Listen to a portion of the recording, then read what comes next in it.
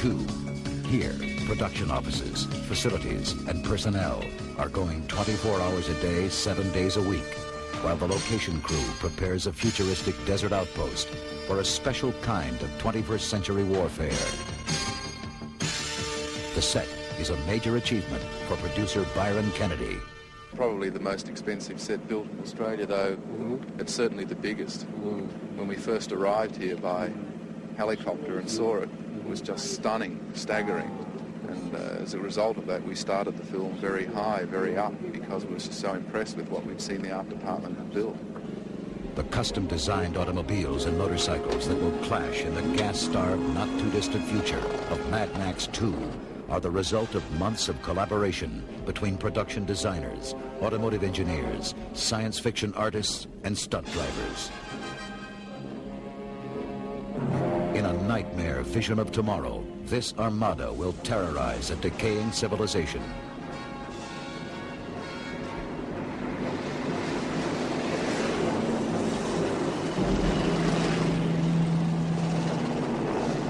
The men behind these modern chariots of war are the stuntmen.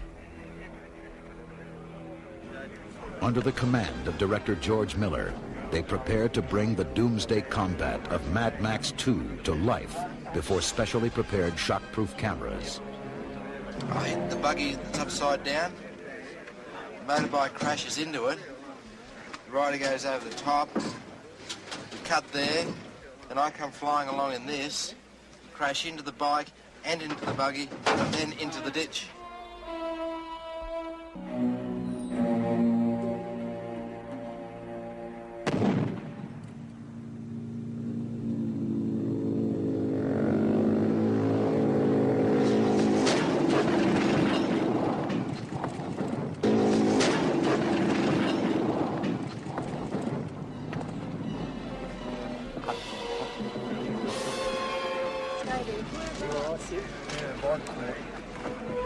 The stunt has not gone according to plan. Ask him. Fine. Director George Miller, who is trained as a doctor, examines stuntman Guy Norris. His injuries will not permit him to return to the production. Norris was, of course, supposed to land safely in the most reliable and advanced cushion yet devised, a huge mound of empty cardboard boxes. As the crew prepares to move to a new location, stunt director Max Aspen explains what went wrong. It's a very dangerous stunt, and it's the type of stunt that's completely unpredictable. And if you don't leave the bike before the impact, then the bike takes the impact with you, and then your body's got no control.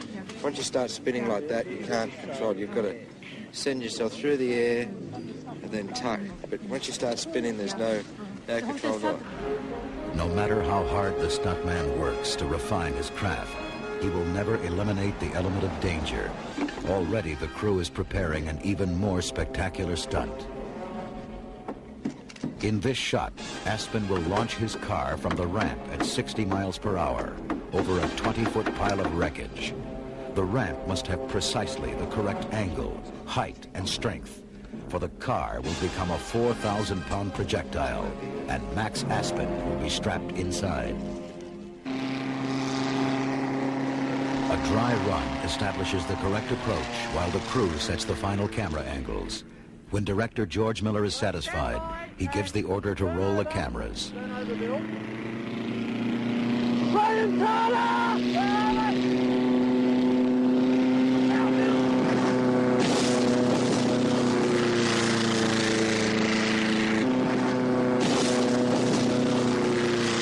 Once again, the stunt is performed sensationally, but something has gone wrong.